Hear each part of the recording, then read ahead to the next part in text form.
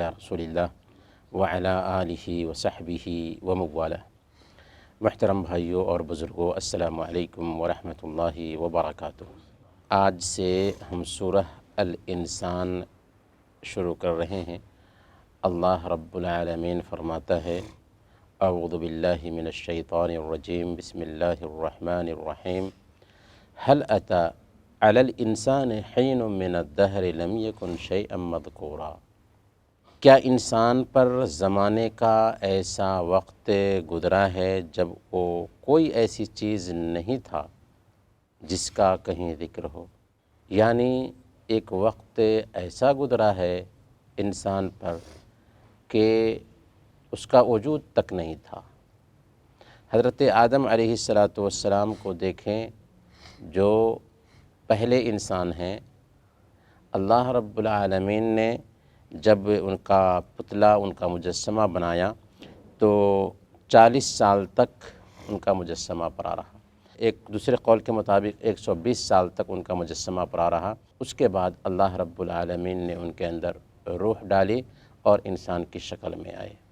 تو ایک وقت ایسا بھی گزرا ہے انسان پر کہ اس کا وجود بھی نہیں تھا۔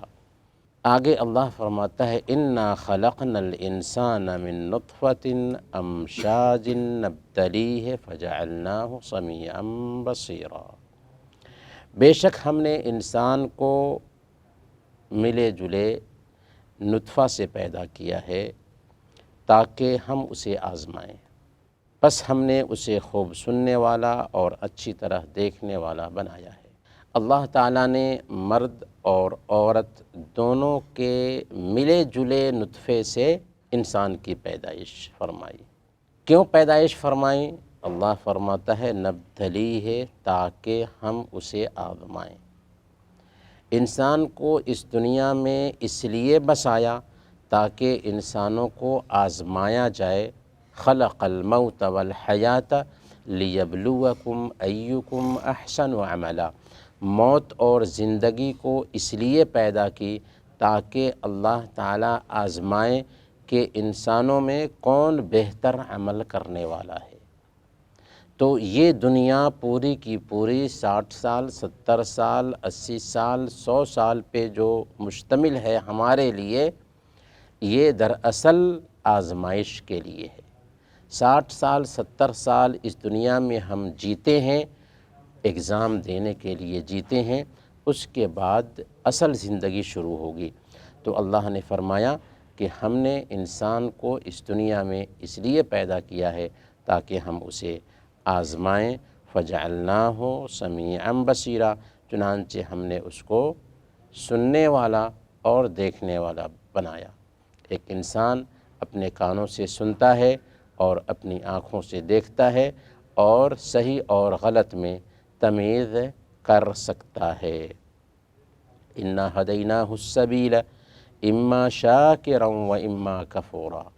ہم نے راہ راست کی طرف، صحیح راستے کی طرف اس کی رہنمائی کر دی ہے، چاہے تو وہ شکر گزار بنے اور چاہے تو ناشکری کرے۔ اللہ رب العالمین نے اس دنیا میں انسان کو پیدا کیا، اس دنیا میں بسایا، اور ایسا نہیں ہے کہ صحیح اور غلط میں تمیز کا راستہ نہ بتایا ہو، بلکہ اللہ تعالیٰ نے اپنے نبیوں کے ذریعہ صحیح اور غلط کی تمیز بھی بتا دی، بلکہ اس سے پہلے ہر انسان کی فطرت میں اللہ کی پہچان رکھ دی۔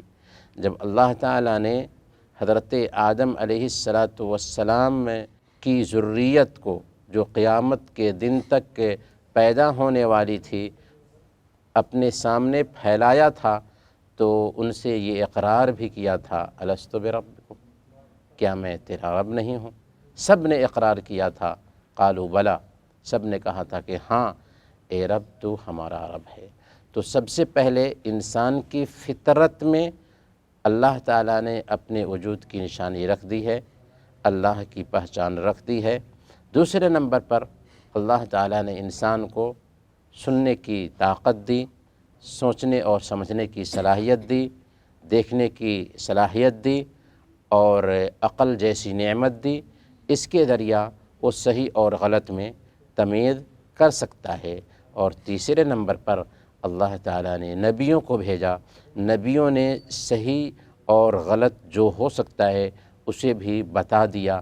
اب انسان کا کام کیا رہ گیا ہے کہ وہ صحیح راستہ جو ہے اس پہ چلے اور غلط راستہ پر چلنے سے بچے۔ اللہ نے فرمایا اسی کی طرف اشارہ کرتے ہوئے انا ہدیناہ السبیل، ہم نے سچ کیا ہے جھوٹ کیا ہے سب کچھ کلیئر کر دیا ہے۔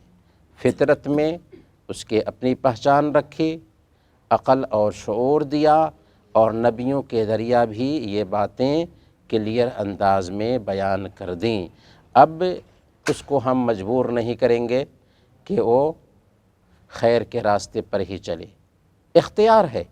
یہ دنیا دراصل امتحان کی جگہ ہے، اس لیے کسی کو سچائی کے راستے پہ چلنے کے لیے بھی مجبور نہیں کیا جائے گا، اور کسی کو جہنم کے راستے پہ جانے کے لیے بھی مجبور نہیں کیا جائے گا، بلکہ اختیار دیا گیا ہے اما شاکرا و اما کفورا۔ اب چاہو تو شکر گزار بنو اور چاہو تو نافرمانی کرو۔ شکر گزار بنو گے تو اس کا بدلہ جنت ہے، ناشکری کرو گے تو اس کا بدلہ جہنم ہے۔ اس کے بعد اللہ فرماتا ہے انا اعتدنا للکافرین سلاسل واغلالا وسعیرا، بے شک ہم نے کافروں کے لیے زنجیریں اور طوق اور بھڑکتی ہوئی آگ تیار کر رکھی ہے۔ ہم نے صحیح اور غلط کی تمیز بتا دی ہے۔ اب تمہارے لیے اختیار ہے کہ جنت کا راستہ اختیار کرو یا جہنم کا راستہ اختیار کرو۔ جنت کا راستہ اختیار کرتے ہو تو دنیا میں سکون کی زندگی ملے گی اور آخرت میں پرکیف نعمتیں ملیں گی جنت کی، جو ہمیشہ ہمیشہ رہنے والی نعمتیں ہوں گی۔ لیکن اگر دوسرا راستہ اختیار کرتے ہو، جہنم کے راستے پہ جاتے ہو، تو یاد رکھو کہ ہم نے کفر کی روش اختیار کرنے والوں کے لیے کیا تیار کی ہے؟ زنجیریں تیار کی ہیں۔ زنجیریں کیسی ہوں گی؟ 70 ہاتھ لمبی زنجیریں ہوں گی جن میں ان کو پورے طور پر جکڑ دیا جائے گا۔ ایسا نہیں ہے کہ جہنم میں صرف آگ میں جھونک دیا جائے گا، سب سے پہلے 70 ہاتھ زنجیروں میں ان کو پورے طور پر جکڑ دیا جائے گا۔ وَأَغْلَالًا، اور طوق پہنایا جائے گا۔ مجرم کو جب قید کیا جاتا ہے تو سب سے پہلے اسے اس کے دونوں ہاتھ باندھے جاتے ہیں۔